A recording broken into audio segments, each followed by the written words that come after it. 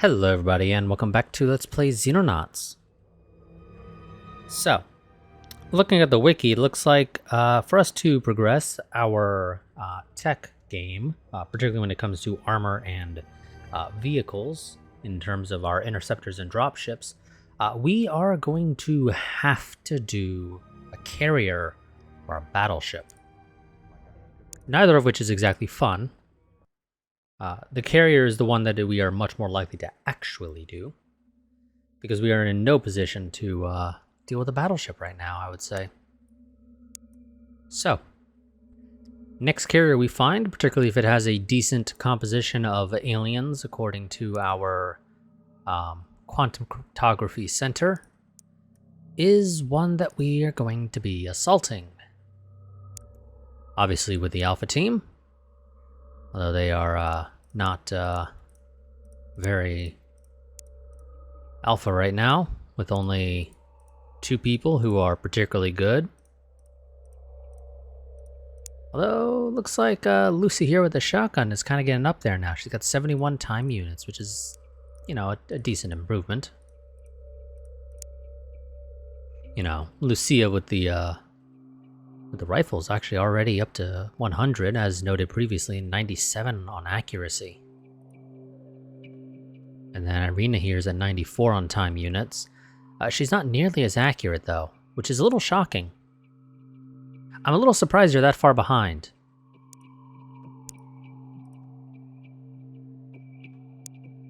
But yeah, so we're going to be looking for that. As a result of that, we are going to be holding off on the alien fortress in southern Africa. We do not have to immediately go for it. They have quite a bit of funding level left. So yeah, we'll go for that at a later date. But for now, we need to go ahead and focus on dealing with a enemy carrier. Well, an alien carrier, rather. At some point. Probably. It'll show up. Let's kick the speed up a little bit further. There's a battleship doing a terror site on Beijing. Fuck that noise. That is a scout. That is a carrier with Androns and Haradins. Not a composition I'm looking to deal with. Civilian and Reapers. Not a fan of the Reapers, but the civilians aren't as bad as Androns.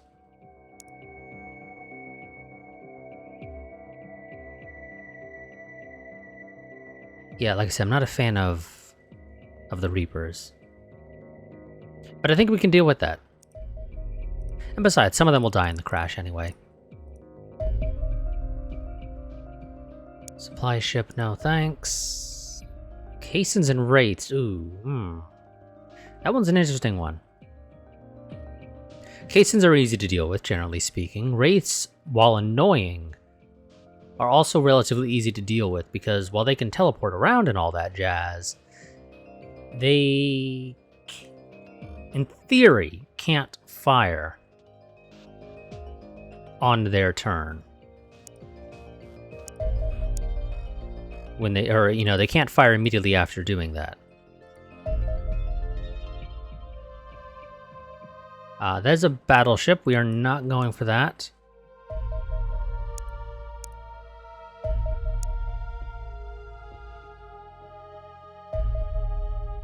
Wonderful. Now, night is about to approach that site, so we're not going to be sending our transport out.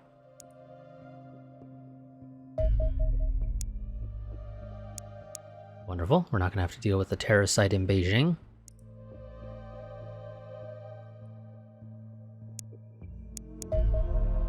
Now the question is 302 there?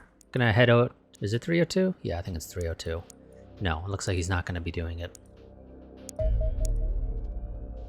The Indochina base is not going to be able to deal with all these guys because they're damaged after dealing with that battleship that was attempting to do a terror site. You guys are still refueling.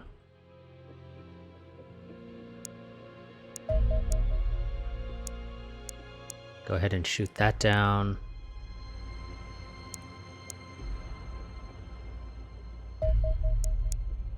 Wonderful. We're not going to deal with that one, so just nuke it. I could have sent the B team to deal with it. That probably actually would have been a decent idea, honestly. But oh well, too late now. Here we go. Send Cuba base to take care of that.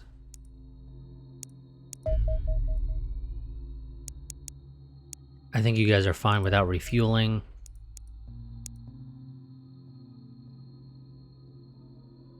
Maybe. Let's go ahead and send out, double check that the dropship is full. It is, okay.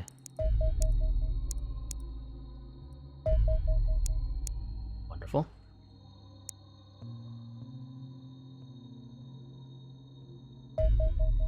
Damn. Those guys managed to escape. The dude's hanging out in South America. Managed to evade us, sadly.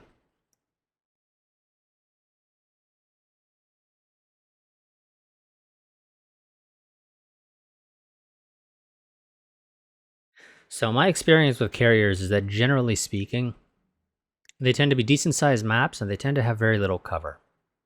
But then again, the ones I've shot down have basically, well, the ones I've shot down and attacked in my personal game, which I haven't touched in a while, have basically always been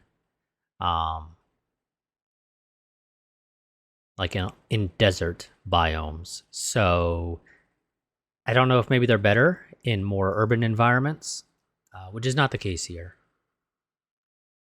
I believe this is going to be a desert biome, so probably not going to have a lot of cover.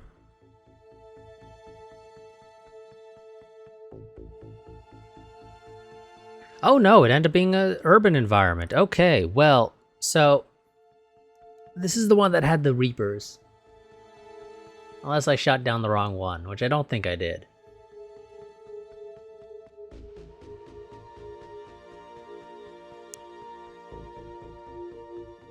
So this is... oh god. Reapers in an urban environment is not exactly what I would describe as fun.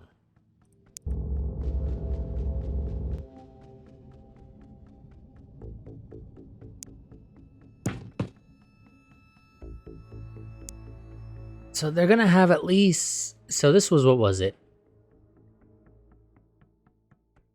This was civilian in Reaper, so... we shouldn't have to worry about psionics at all, which is great.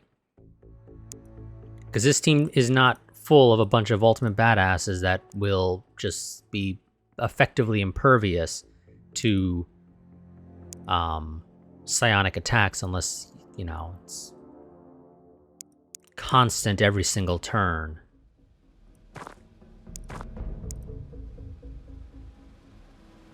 So what we're gonna do, we're gonna sort of stack our guys up. Cover each other.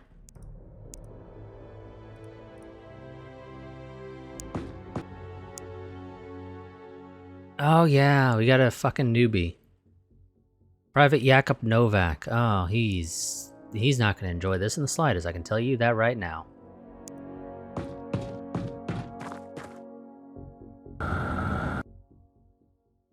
Okay, well, it looked like that warehouse was clear, which is actually somewhat surprising. Now, as far as I know, Reapers can't fly, so we should have basically free reign for anybody who's able to stay up on the roofs, which is great.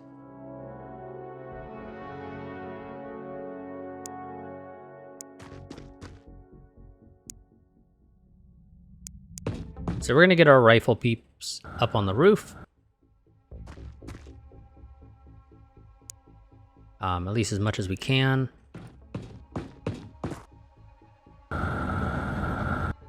Ruri's starting to get up there with her TUs. She can actually reach the roof now. Wonderful.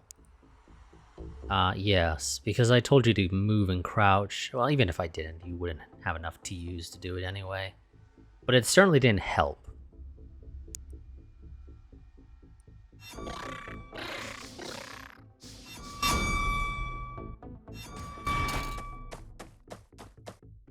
That didn't sound like Civilian or Reaper.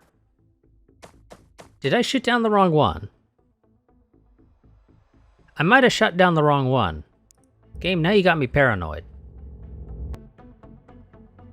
I'm hoping I didn't shoot down the wrong one.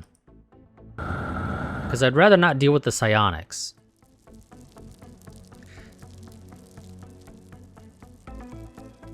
I shot down the wrong one. I definitely shot down the wrong one. Or at least we assaulted the wrong one, more accurately.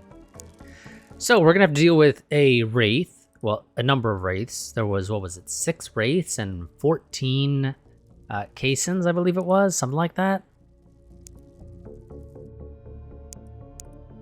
Come on.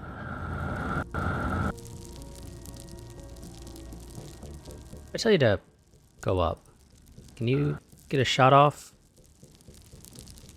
No, the game claims you don't have a shot at all, which I'm a little inclined to disagree with.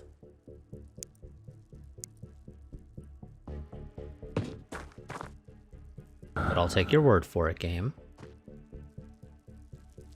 So I don't really have the means of disputing it with certainty.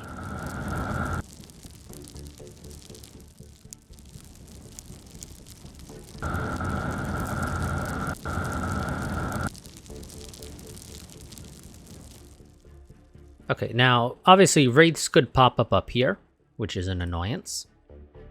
I think what we're going to do is we're sort of going to just kind of beeline for the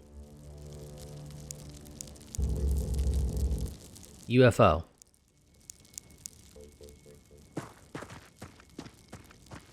Tons of civilians will die. We are going to consider those acceptable losses for the sake of this mission. We do not have good effective means of dealing with them, as well as dealing with the UFO, in my opinion. In my opinion.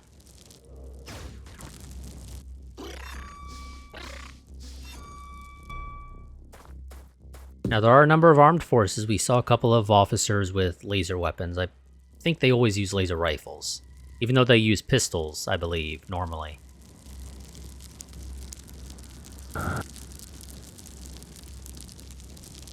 Again, the game claims you do not have a shot. Again, I disagree with that assessment. Now, I'm a little intrigued that we haven't actually heard the teleporting. And I'm fairly certain I'm not getting my alien species mixed up.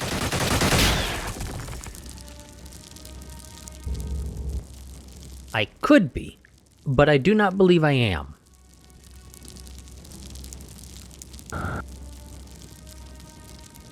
These guys that we're facing are caissons.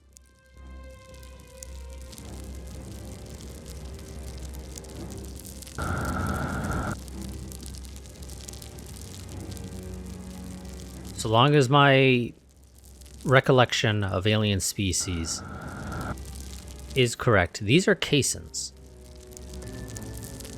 Civilians are the laser dudes, or not laser dudes, the lizard dudes. And actually, the reason why you can't shoot is because with this flight suit, you cannot shoot while in the air, which is an annoyance, to say the least.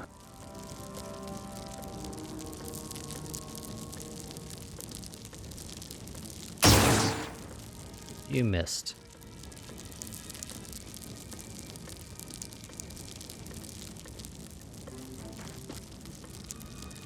Pull back a little bit so you're a little bit less likely to get shot.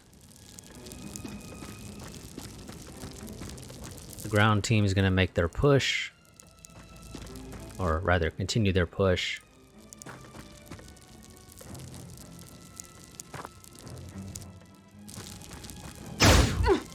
Ouch. Ouch, those are my good people.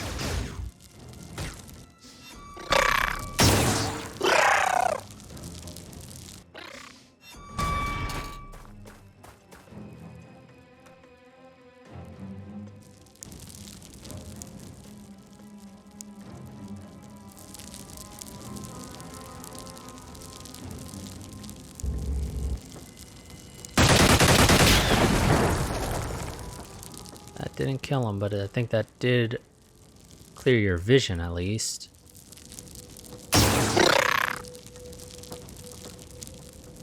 You're not bleeding.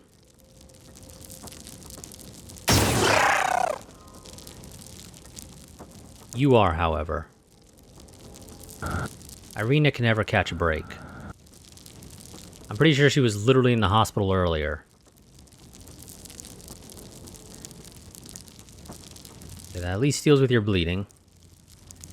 I'm gonna pull Lucia back. And Ruby's also gonna pull back just a little.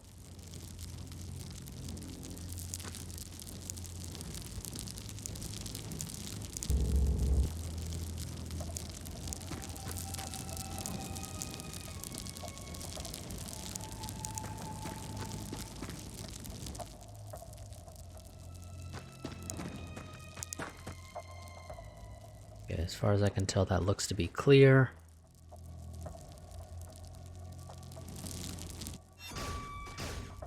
We know there's one dude still down there. There's somebody out there with a decent gun. And they hit Ruri and suppressed her. And she is bleeding. She's not going to be able to survive for very long if she doesn't get some... Oh, okay.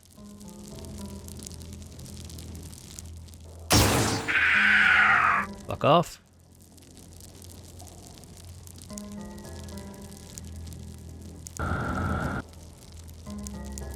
You already have the med kit out. Go ahead. Continue patching her up.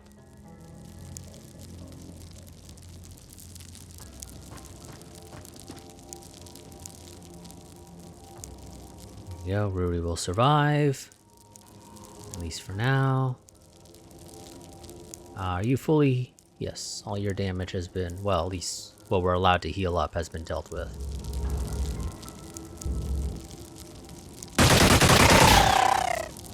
Fuck that dude. Pretty sure that was the guy that shot at him. Though I don't know for certain because that was a sizable weapon. I'm gonna be honest, that was a sizable weapon. And his weapon looked kind of small for doing that much damage. So I could certainly be incorrect.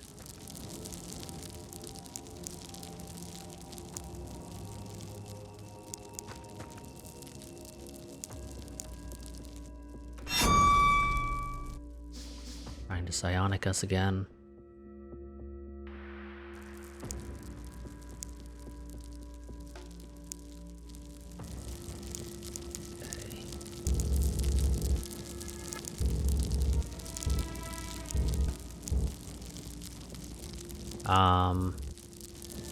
It vaguely looks like that is clear.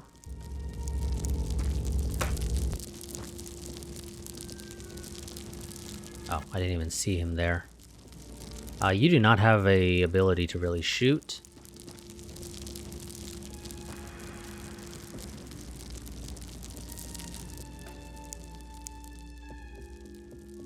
You don't have enough TUs to do that and be able to shoot.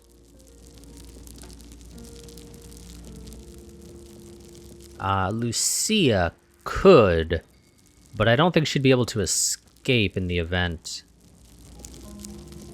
I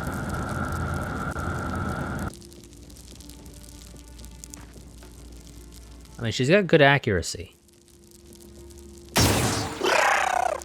Good. Shot to the back. Killed him. Not really cover, but, you know, it'll do for now. Now, there's a side entrance here that we could use. It's not important. The reality is, I think for this, we basically have to storm it. And try and sort of get to the bridge ASAP. I think we'll probably end up being our best bet, realistically. Or minimal issues dealing with all the psionics.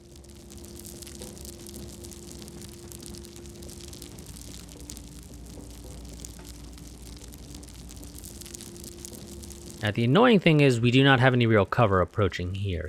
But so long as nobody else comes down or into this cargo hold sort of area, we're okay. But that's going to be the main issue. Is approaching while not being murdered by a bunch of enemies, deciding this is the opportune time to push. And deciding to come out here and shoot at us as we approach with zero cover.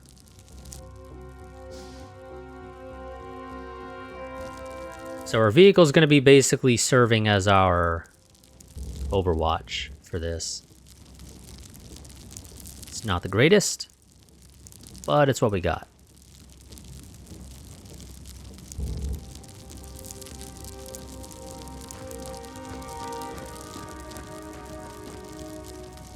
Now, I do not believe that there is an opening here, if I recall correctly. I believe that that is completely closed up, so I don't have to worry. At least I shouldn't have to worry. I want to be more accurate.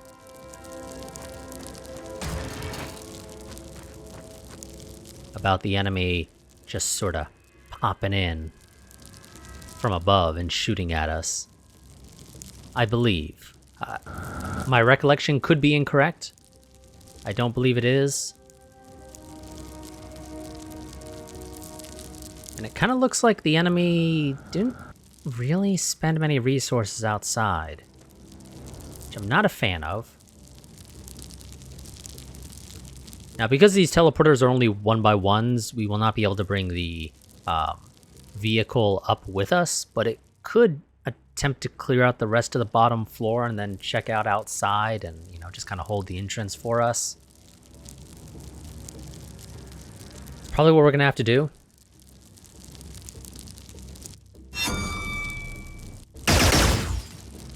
Oh, maybe I'm incorrect and it actually is open up top. I could have sworn it wasn't, but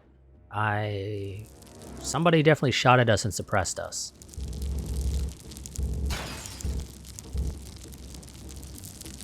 Well, if it isn't normally, it is now, and actually it might be normally.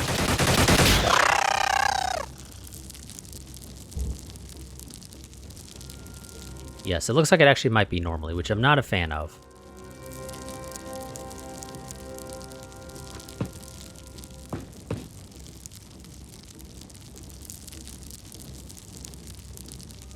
You do not have the ability to get where I want you to be.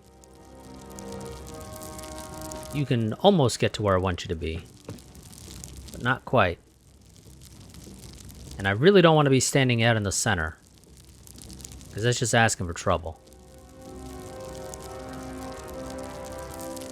I think it was Lucia here with the shotgun that they attempted to do some psionics on, and they were unsuccessful. Actually, they might have also attempted on Ruri, and again, they were unsuccessful. I'm going to have Irina just kind of do a quick check of the rest of this area. Outside. Alongside Yak up here.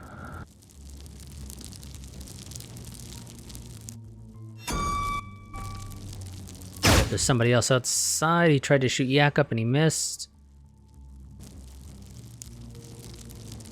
Hey, buddy. How about you fuck off, huh?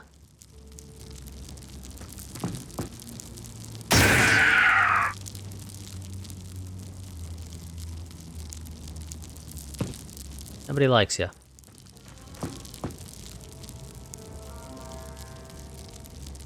Crouch because you have shit accuracy.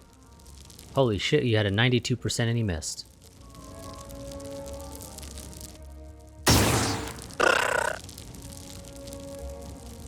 He had a 92% and he missed. Oh boy.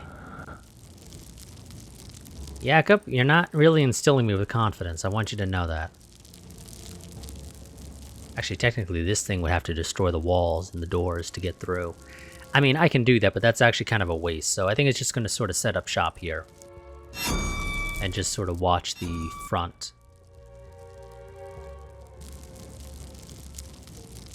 You crouch, make sure you don't get shot in the back. In case I need to have Lucia with the shotgun fire a couple of shots.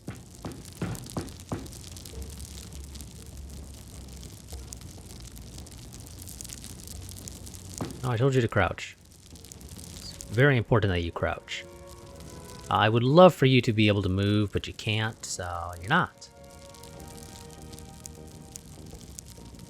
I'm going to assume he probably came out from one of these side entrances and attempted to flank us. That's my guess. Because that seems somewhat likely.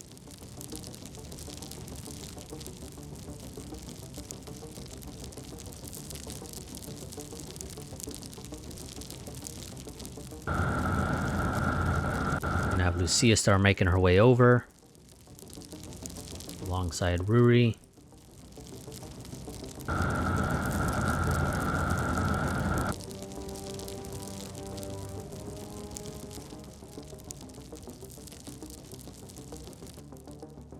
Arena and Yakup are going to continue staying outside for a little while longer.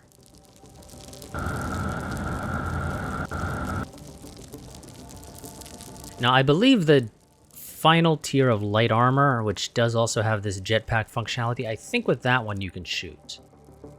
It's just this one that we're using right now doesn't let us do that. I think even if you're using just a pistol, you're not allowed to.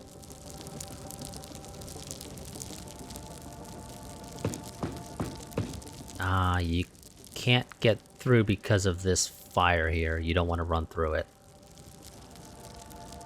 That's annoying. Because I really don't want you right here.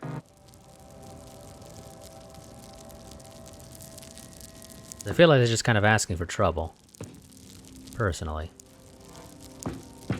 And because of the armor you're wearing, or rather because of the shield, you can't climb over stuff.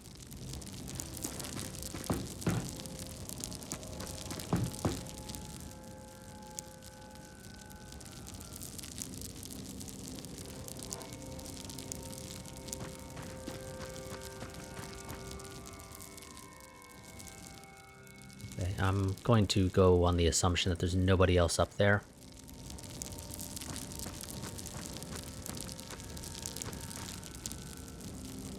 So Yakup is going to join up in a little while.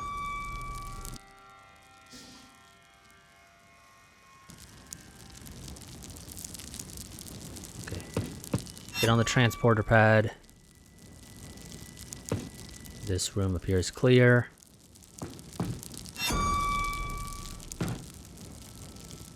For some reason, this tile that you're on is not being discovered. Or rather, I guess being identified would be the better way to phrase it.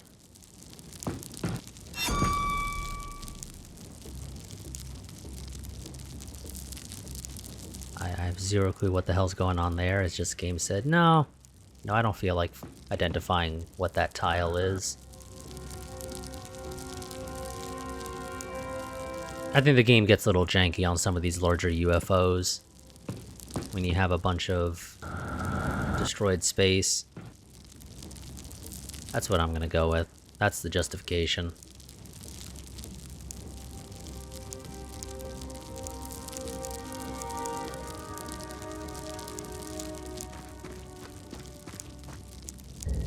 Okay. Get the transport or the vehicle inside so it can watch the entrance for us. Bad plan, buddy. Game is very focused on Yakup, and I'm not a fan of that.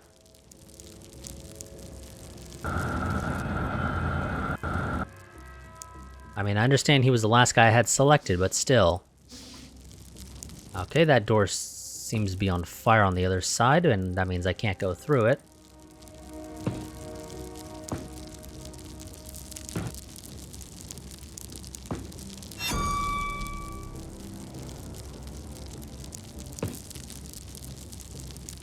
Okay.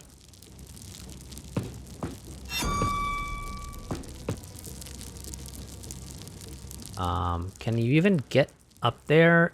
You can, but you'd be stuck standing on the pad, which I'm not a fan of.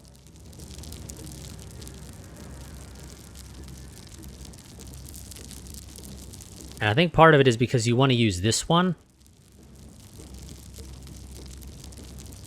And then climb over that, which I think actually takes more to use than just walking. Yeah, okay. You guys are gonna have to wait one more turn, which I'm not a fan of because it means these guys don't have their back being watched. And Lucia is the only one that has the TUs to be able to react in the event of something happening.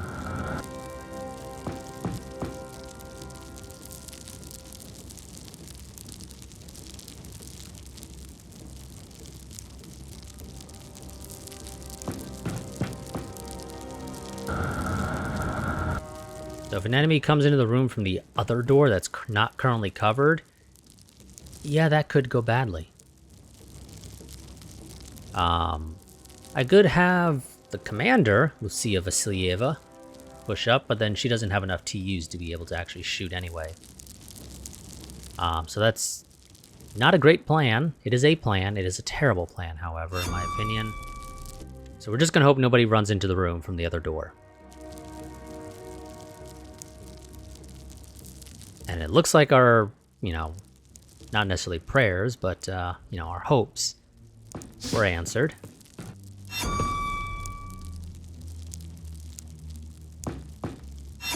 You don't have enough to use to reaction fire, neither do you.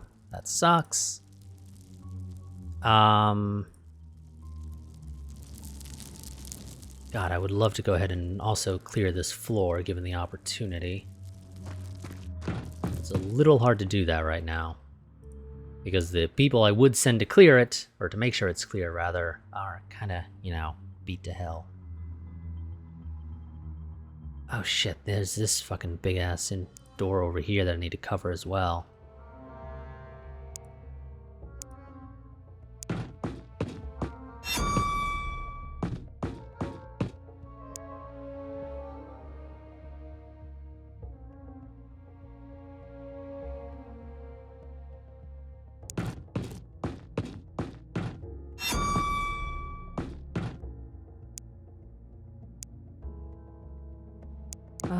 Yeah, this is not great. Okay, there's somebody in there, and those are transporters to the final floor.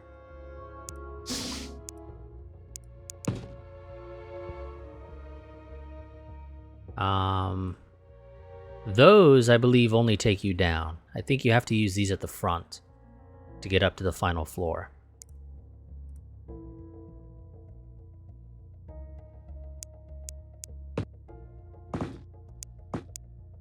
Oh, no, I wanted you to go forward all the way. Whoops.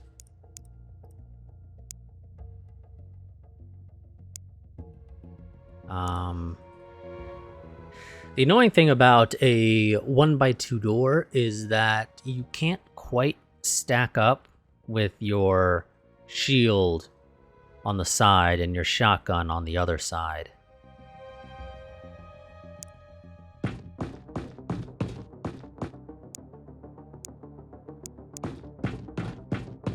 It also doesn't help that our guys don't have much in the way of TUs for a fair few of them.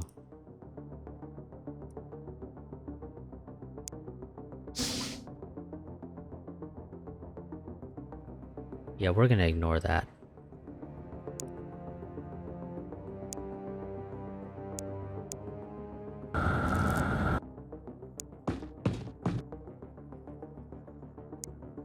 What we will do, however, is have somebody watch it. Somebody will watch that side. That way it's not completely empty. Or rather, completely open for the enemy to use.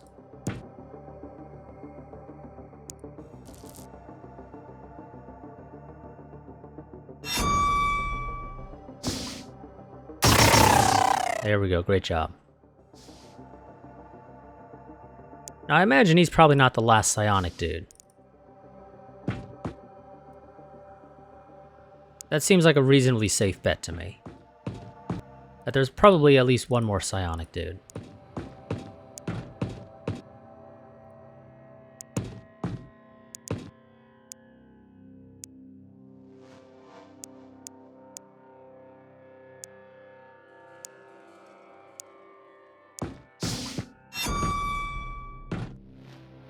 Now, we haven't heard any teleporting, so I think those guys are all dead. I mean, it was what of them? I think it was 6 in total. We killed 3, and I saw one body here, so... Unless they're just not teleporting around anymore for some reason. Quite a few of them actually died.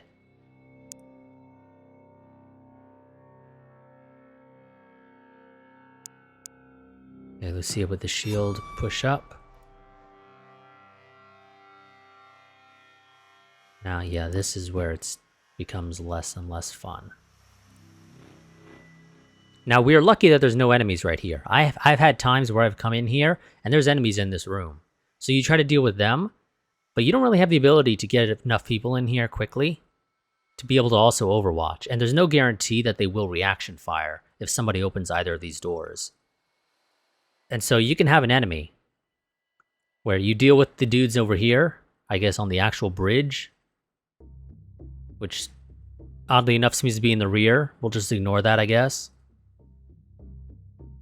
And then an enemy comes in, pops a grenade, and blows up half your team. Yeah. So we got a little lucky here, actually.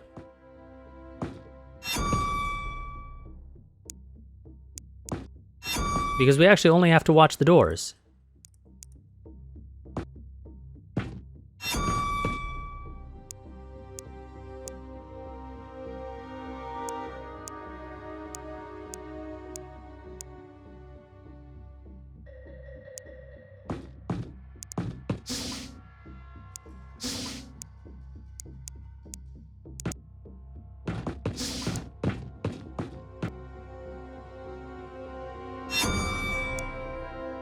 Okay, Ruri's paralyzed. That's not fun, but it's not going to significantly harm us.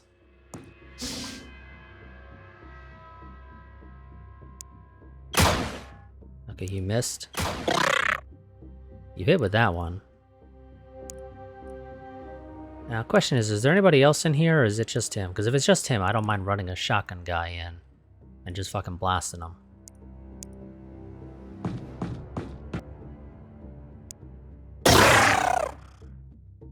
You will not be able to get into a position and have enough TUs to reaction fire. This guy, you need 14. I can get you 26 here.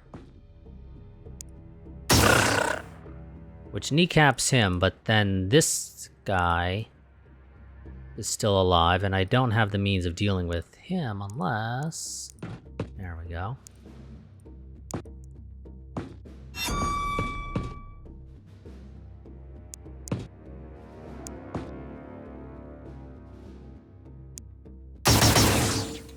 That didn't quite go as planned. I actually really thought you might have enough TUs to be able to destroy that.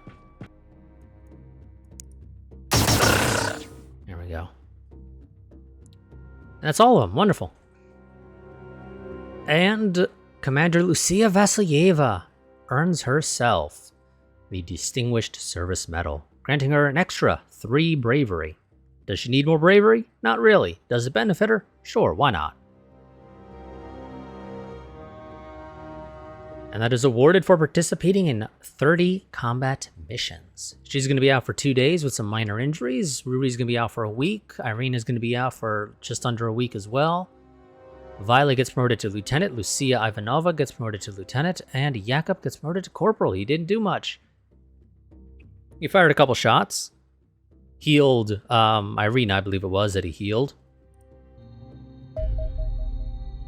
Okay, so that gets us the fusion reactor and the hyperdrive, both of which are important for different reasons.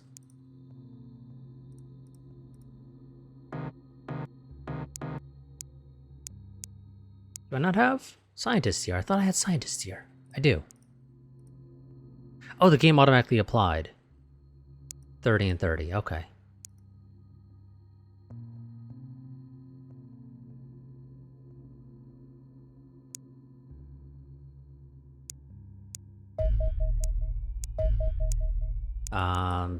Central America base is still refueling.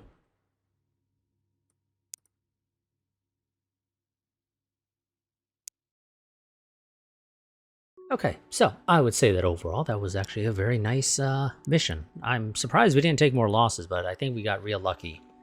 Even though I shot down the wrong one. You know, I would have, like I said, preferred to have dealt with the civilians and Reapers, honestly, because I don't have to worry about psionics.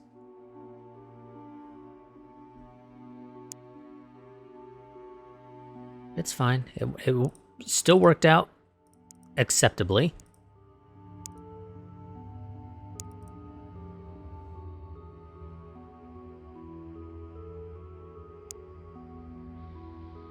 Okay, looks like Indochina has finished repairing their stuff. Okay, carrier UFO. The carrier is a very large UFO, crewed by a similarly large number of extraterrestrials. As the name implies, it carries a pair of interceptor escort craft that launch when the mothership is threatened. The configuration of the carrier is reminiscent of the landing ship in essence, little more than a very durable cargo/transport ship. Though the hangar bays and launch tracks fill considerable space, the carrier still has the capacity to carry a sizable terror team or enough equipment to construct a large facility on the surface of our planet. The lower levels contain cargo space, crew compartments, and 3 possible entry points, whilst the important systems are located on the upper decks: the craft's command room, fusion reactor, and hyperdrive. The 2 electromagnetic launch tracks that run almost the full length of the vessel are used to release the escort craft as required. They are a remarkable piece of engineering, capable of accelerating a large fighter up to several times the speed of sound in less than 50 meters. I assume this is what they're talking about on the outside.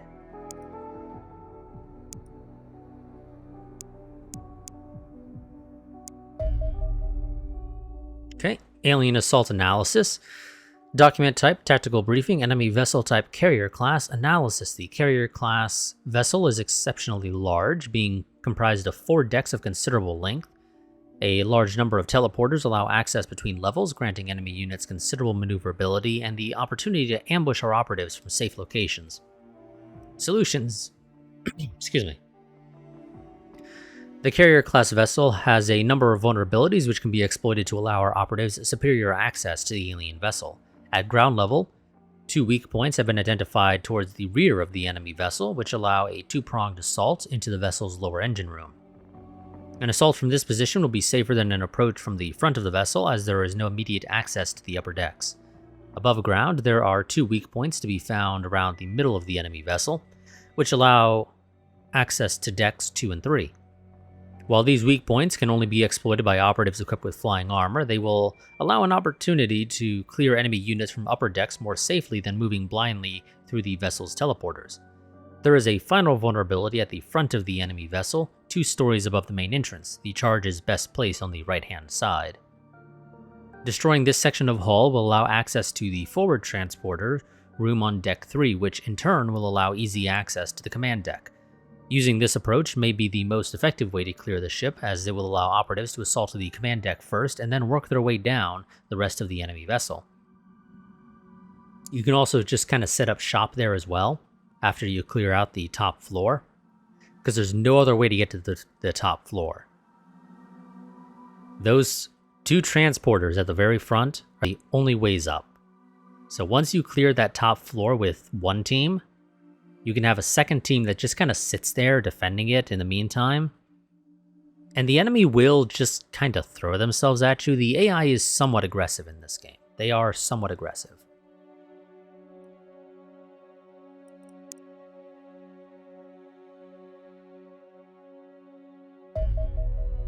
Alien Fusion Reactor.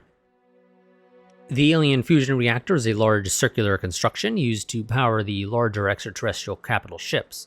It consists of a central alenium core and a toroidal outer... Yeah, sure.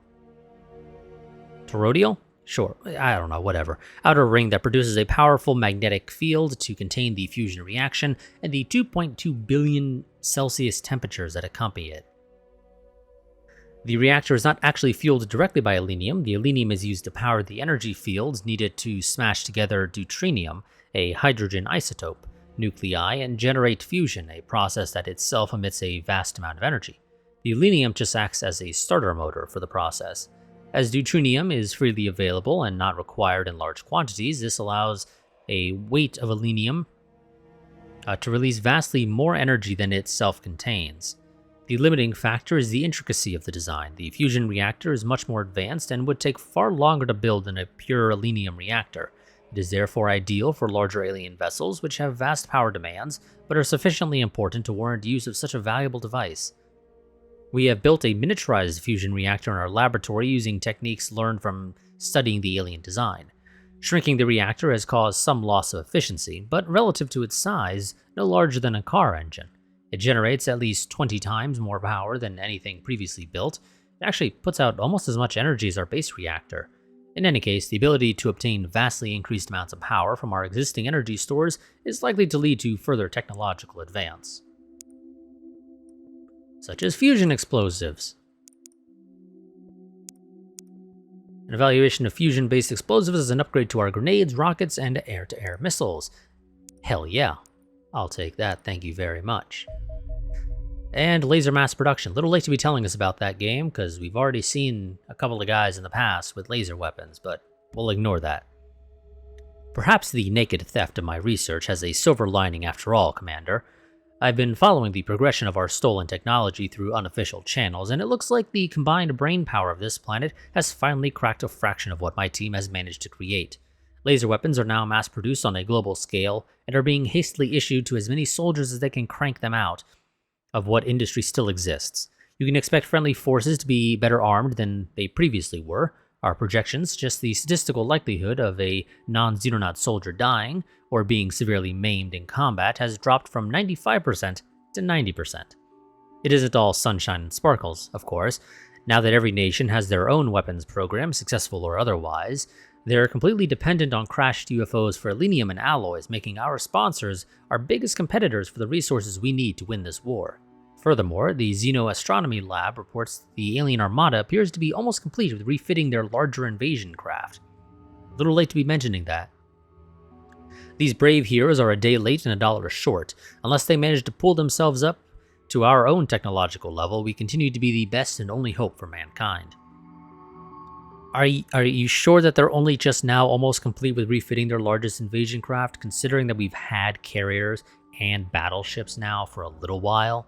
Carriers have definitely been around for a number of months. Battleships, I think, were maybe only the past couple of months, I think. But definitely the carriers have been around for quite a while, game. They've been around for quite a while. I'm pretty sure they're much further along than you'd have me believe.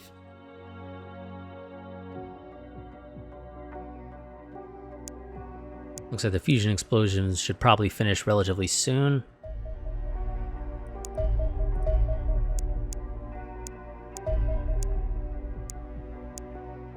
One of these was a battleship, I think. Which means... oh shit, they're both battleships. Fuck. Okay, so we'll only be able to deal with one of these two UFOs that are in the range of our North Africa base. The one in Europe is vaguely heading in our direction, while the one down in Southern Africa is heading away from us, so we're unlikely to catch it.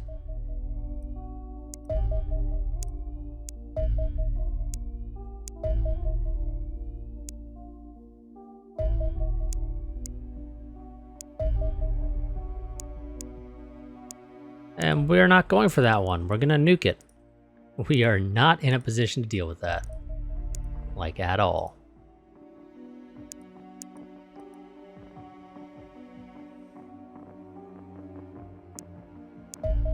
Rearmed, you need to refuel. That guy's gonna fly towards us. So we'll send the Corsairs out to get his attention.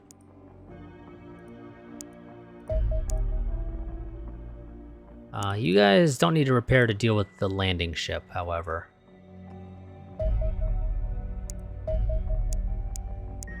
Go ahead and shoot that down.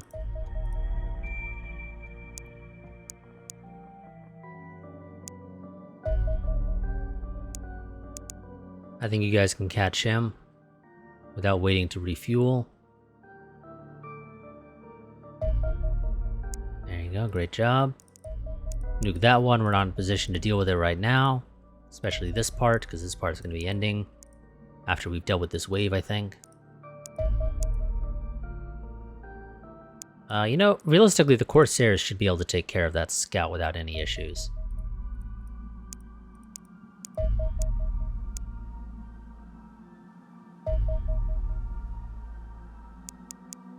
Central America base can head for this guy, or at least attempt to. But they're a little slow. They're using the exact same equipment as everybody else, but they're a little bit slow. Wonderful. Probably would have to rely on the Indochina base for that, depending on where he goes. But he looks to be hanging out around Africa. Indochina base does not have the range to deal with that. Fusion explosives. Yeah, explosives. I think this might be from one of the mods I'm running, because I don't recall this. But my memory could be incorrect. Much of the explosive power of a conventional two-stage thermonuclear/hydrogen bomb comes from the initial fission explosion that ignites the fusion reaction, rather than the fusion reaction itself. Unfortunately, the initial fission explosion can cause the lethal radioactive fallout that can linger for decades afterwards. Also causes the lethal radioactive fallout that can linger for decades afterwards. Pure fusion explosives are smaller, cleaner, and more deadly still. Only a commander with minimal attachment to his infantry would issue them with short-range thermonuclear weapons, but pure fusion microexplosives are perfectly viable battlefield weapons. They are extremely powerful and can be made small enough that the user would not be caught in the blast of their own weapon. Whilst the clean reaction means they can be used freely in friendly territory without fear of radioactive contamination. All that is required for a pure fusion explosive is a burst of energy that is sufficiently powerful to ignite fusion between the deuterium and tritium, or tritium? Sure. In the warhead, low-grade selenium contains enough energy to do this without any of the side effects of a fission bomb, allowing us to develop pure fusion rockets/grenades for our men that are significantly more powerful than the previous plasma explosives. However, please ensure that your men use the darkened glasses/visors provided. Whilst I accept they are not particularly fashionable, I doubt catastrophic retinal burns are considered particularly attractive either. And fusion warheads. Jesus Christ, that is a large torpedo, or heavy missile rather. Pure fusion explosives are rather simple to scale up, making it easy to produce air-to-air variants for our interceptors to use. We are upgrading our aircraft munitions to new fusion missile and fusion torpedo designs as we speak. These fusion weapons inflict more damage than the plasma warheads they replace, but otherwise operate in a similar manner. The yield of the warheads is actually rather small compared to what we could achieve. The fusion missile is approximately 0.5 kilotons and the torpedo 2 kilotons. But we have not designed these weapons for nuclear-style indiscriminate destruction. They borrow from the design of the heat warheads on our old avalanche missiles, focusing the explosion into a jet of high-velocity particles designed to pierce armored UFO hulls. To generate this effect, both weapons are fitted with a dense tungsten cone that sits just in front of the warhead. When detonation occurs, the cone is immediately vaporized and the resulting spear of tungsten particles are propelled forward at hypersonic speeds. This bombardment is capable of causing significant damage by itself, but it also fractures the heat-resistant outermost layer of the armor and leaves the UFO more vulnerable to the immense heat generated by the fusion reaction occurring in the warhead. An extremely effective design, if I say so myself.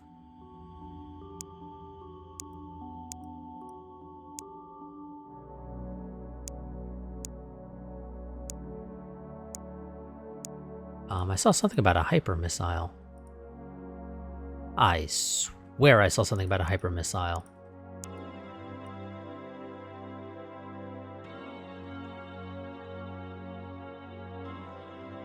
Yeah, game's not. Oh, okay.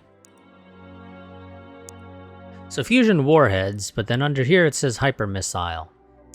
Is that a case of incorrectly naming stuff potentially, game? I don't know. I really don't know.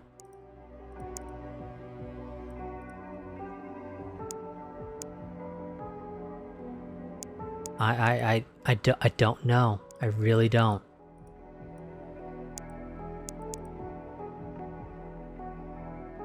swaps out the explosive selenium payload in favor of a small-scale fusion device scaled on the missile hardpoint of our interceptors. The damage yielded to the hyper missile is only 50% more than that of a plasma missile, but we've also managed to refine our rocket motor design. The result is roughly a 12% increase in operational range. These should make short work of any but the most advanced alien craft. Yeah, game. I think you're a tad bit confused. I fully believe you are a tad bit confused. Because if we look at the Foxtrot here, it can go with fusion missile. It mentions nothing about a hyper missile. Again, I think that might be from one of the mods I'm running. Oh, he decided to pop up over here. And the Indochina base is ready for you. And then you escape, because of course he said, oh, they're ready for me then. I'd rather not deal with them in that case. I can't fault you for that. I can find it annoying, however.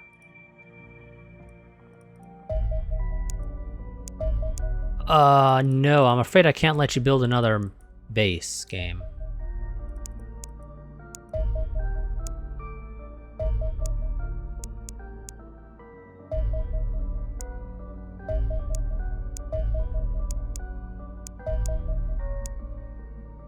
God damn these battleships.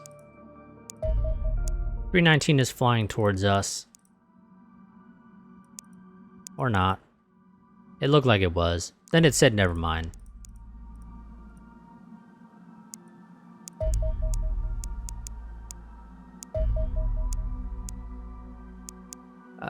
Nuke that. How much ammo do you guys got left? You have... I don't know because the game doesn't say. I think you guys have more than enough fuel to take care of that, 315 there.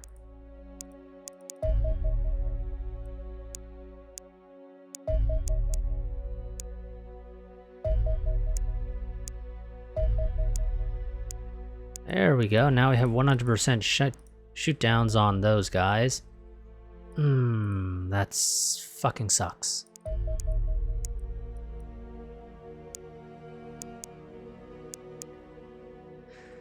Okay, so, yeah, North Africa base is going to be out of commission for a while because they weren't able to escape from that guy and they used up way too much ammo dealing with the battleship that they weren't going to be able to deal with an interceptor.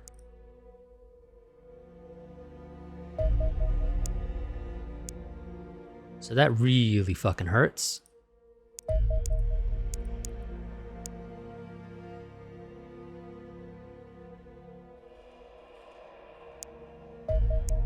Annoyingly, this guy was not being aggroed on the Cuba squadron when they took off. So I don't know if he just has, like tiny radar range and wasn't detecting them, or if they're set up to prioritize squadrons that are going after larger UFOs or something.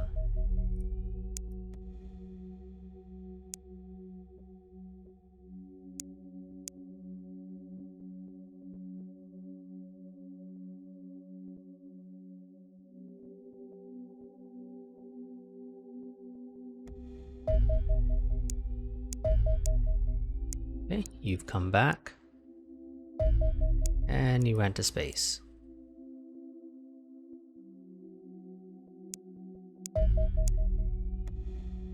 Yeah, 50 hours for them to fucking retrieve the North Africa guys.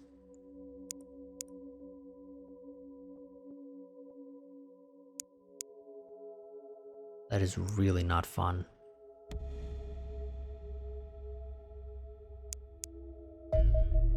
Alien hyperdrive. We're going to be ending this part after I read this. The alien hyperdrive is the extraterrestrial faster-than-light drive, allowing their vessels to jump distances in a few days that would ordinarily take thousands of years to traverse. It is a gateway to another dimension of the multiverse, hyperspace, which is of equivalent size but has rather different set of laws to our own. The hyperdrive is a large cylinder roughly 5 meters long and 1.5 meters wide. A plasma-filled tube runs the full length of the device, suspended within 4 rotating electromagnetic rings. The power requirements of the device mean we have only been able to test it on microscopic objects. Sadly, none of your engineers were willing to donate their brain. Of course. But I believe I have discovered how it works. The electromagnets and the plasma tube together generate a magnetic field around the target, which acts as a tunnel between 2 linked points in hyperspace. In effect, the target is occupying 2 different locations at once, both of which are in different dimensions. Once this hyperspace tunnel has been created, the device disengages. The target is promptly returned to our own dimension, but cannot simultaneously exist in 2 places at once, so it's forced to occupy only one. Crucially, it appears the device somehow ensures that the destination point is always chosen over the origin point. Objects can therefore be transported almost unlimited distances with ease, although increased distance between the destination and origin does lead to increased power consumption. I do not know how this hyperspace gateway is opened, nor explain the dramatically different laws of physics at work there. That work can be done once the war is over. All we need to know is that this device works, and that we must find a way to disable it.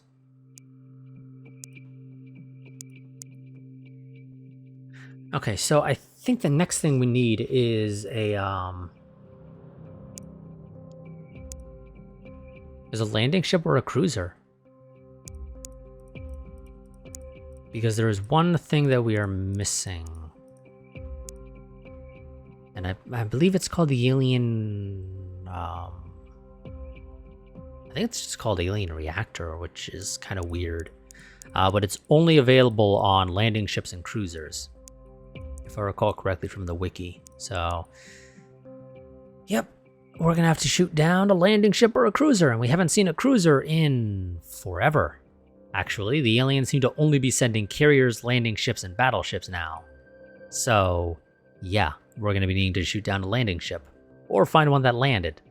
And because they basically only land when they do supply runs now, they don't do anything else with their landing ships, we are going to have to shoot it down before it gets to this alien fortress down here. But that's going to be it for this part. I will see you all next time. Quick reminder, if you want to support the channel, there are 2 major ways to do that, via either Patreon or Streamlabs. Take your pick as to what you prefer. If you go the Patreon route, you get some goodies, such as early access to videos. And if you go the Streamlabs route, you don't get any goodies. You just get the warm, fuzzy feeling that, in general at least, more of the money you give actually makes its way to the channel itself. But, yeah. So I will see you all next time. Until then, goodbye and farewell.